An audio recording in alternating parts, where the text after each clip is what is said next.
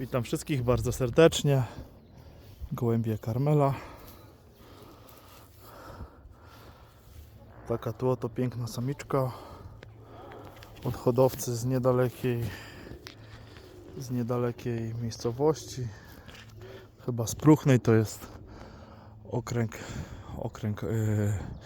oddział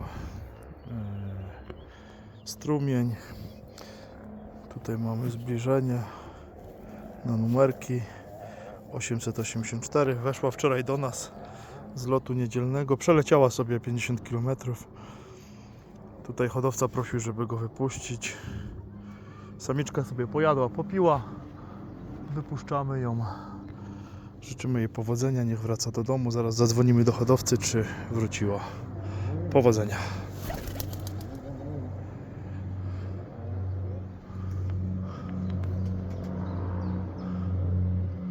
O, nawet się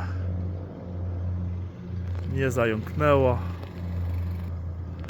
No i zaraz zobaczymy, czy hodowca zgłosi. Powinna w ciągu 20,5 godziny dolecieć do domu, bo to jest około 30 km do domu. Dzisiaj mamy 13 maj. Piękna pogoda. Pozdrawiam wszystkich bardzo serdecznie. Cześć.